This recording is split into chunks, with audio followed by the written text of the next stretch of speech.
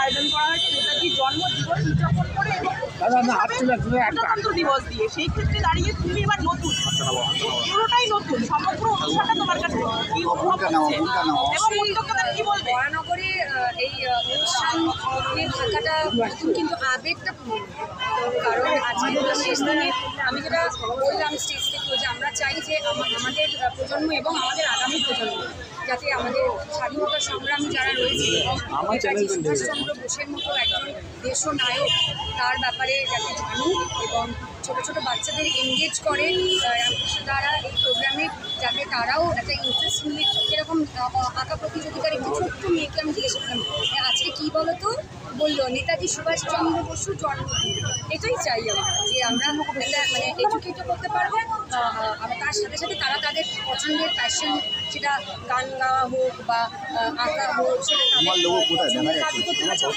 History সম্পর্কে শিখতেও পারছি। এটাই চাই। Thank you. আমার ডাকে আমি তৃণমূল কংগ্রেস কর্মী, তাই আমার ডাকে আসবে। কোনো তৃণমূল কংগ্রেস কর্মী ডাকেলেই আসবে। এটা এটা আমাদেরও যেমনি কর্মী হিসাবে কর্তব্য, নেতা হিসাবে তাদেরও কর্তব্য। বলার কোনো জায়গা নেই। আমরা সবাই মিলে তৃণমূল কংগ্রেস কর্মীরা বসে সিদ্ধান্ত নিই, সেই সিদ্ধান্তকে ইমপ্লিমেন্ট করি। ছোটবেলা থেকে, ছোটবেলা 35 বছর ধরে এই অনুষ্ঠান হয়। আমাদের যারা সিনিয়র লিডার তারা শিখিয়েছিলেন, আমি সেটাকে মানে ধারাবাহিক রেখে দিই। অবশ্যই মহানগরে এই অনুষ্ঠানে থাকাটা নতুন, কিন্তু আবেগটা পুরনো, কারণ আজকের বিশেষ দিনে আমি যেটা বললাম স্টেজ থেকেও যে আমরা চাই যে আমাদের প্রজন্ম এবং আমাদের আগামী প্রজন্ম যাতে আমাদের স্বাধীনতা সংগ্রামী যারা রয়েছে এবং নেতাজি সুভাষচন্দ্র বোসের মতো একজন দেশনায়ক তার ব্যাপারে যাতে জানুক এবং ছোটো ছোটো বাচ্চাদের এনগেজ করে রামকৃষ্ণ দ্বারা এই প্রোগ্রামে, যাতে তারাও একটা ইন্টারেস্ট নিয়ে, যেরকম আঁকা প্রতিযোগিতার একটি ছোট্ট মেয়েকে আমি জিজ্ঞেস করলাম আজকে কি বলো তো, বললো নেতাজি সুভাষচন্দ্র বসুর জন্মদিন। এটাই চাই আমরা, যে আমরা একটা মানে এডুকেটও করতে পারবো, আবার তার সাথে সাথে তারা তাদের পছন্দের প্যাশন, সেটা গান গাওয়া হোক বা আঁকা হোক, সেটা তাদের পছন্দের কাজও করতে পারছে, অথচ হিস্ট্রি সম্পর্কে শিখতেও পারছে। এটাই চাই। প্রত্যেক বছরই আমরা নেতাজির জন্ম উৎসবের দিনটি আমরা সকাল 8টা থেকে আমাদের এই দিনটি পালিত হয়। প্রথম আমাদের দৌড় প্রতিযোগিতা দিয়ে শুরু হয় 4 কিলোমিটার। তারপরে আমাদের দুপুরের অনুষ্ঠান হয় বসে আঁকা প্রতিযোগিতা, ছোট বড় সবাই মিলে সেই দিন বসে আঁকা প্রতিযোগিতা করে এবং তাদেরও প্রাইজ দেওয়া হয়। এবং সন্ধেবেলায় আমাদের যে গেস্টরা আসে তাদের সংবর্ধনা হয় এবং যারা সকাল থেকে যারা পার্টিসিপেট করেছে প্রতিযোগী তাদের সবাইকে পুরস্কৃত করা হয়।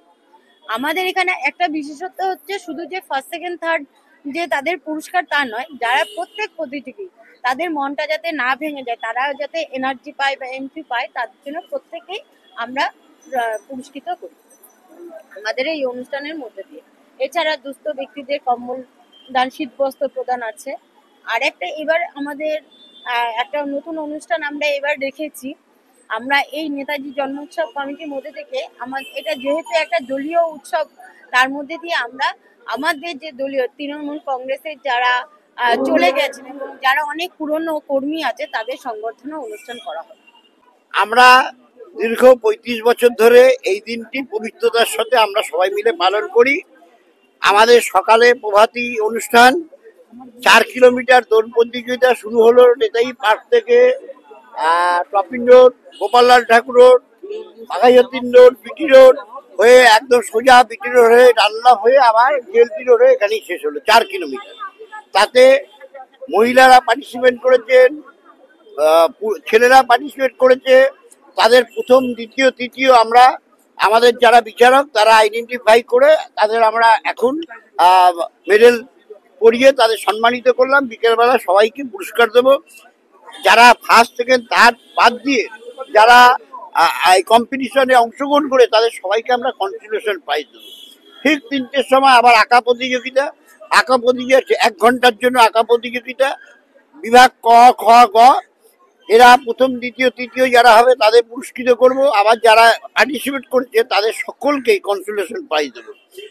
আর তৃতীয় দফার অনুষ্ঠান হচ্ছে আমাদের বিদগ্ধ ব্যক্তিত্ব যারা আছেন তারা সবাই আসবেন, বক্তব্য রাখবেন, তাদের আমরা সম্মানিত করব। বিকেলবেলা জি বাংলা সারেগামা পা খ্যাত যারা নাকি শিল্পী তারা এখানে পারফর্ম করবে এবং নৃত্য অনুষ্ঠান হবে।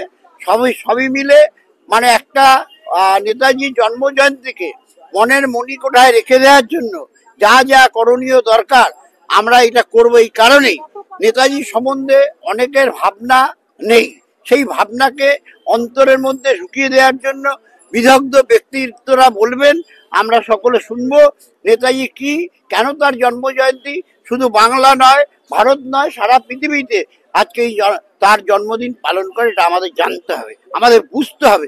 সেইভাবে তাদের পথ প্রদর্শনে আমাদের এগিয়ে যেতে হবে। কৃষ্ণদা নেতাজি সুভাষচন্দ্র বোসের জন্মজয়ন্তী পালন করছেন এবং এই সারাদিন প্রচেষ্টার জন্য রামকৃষ্ণ পালকে আমি অভিনন্দন জানাই।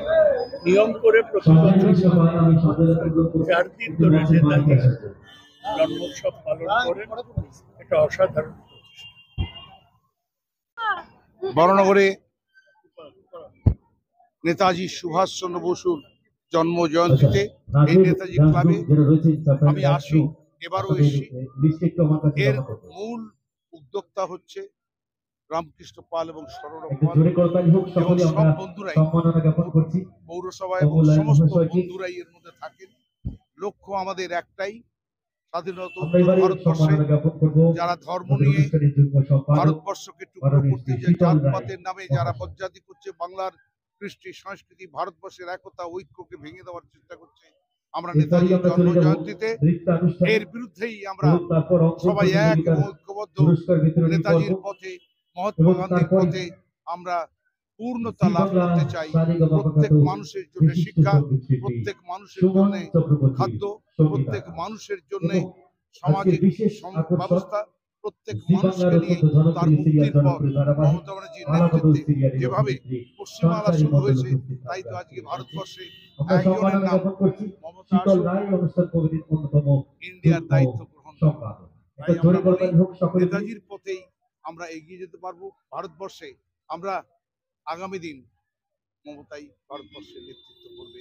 দারিদ্রতার বিরুদ্ধে, বঞ্চনার বিরুদ্ধে, একতার পক্ষে, ঐক্যতার পক্ষে, ধর্মের বজ্জাতির বিরুদ্ধে এবং ভারতবর্ষকে অর্থনৈতিকভাবে পিছিয়ে দেওয়ার যে চক্রান্ত তার বিরুদ্ধে মমতাই পারবে সুন্দর ভারত, ঐক্যবদ্ধ ভারত, শক্তিশালী ভারত করতে। Thank you.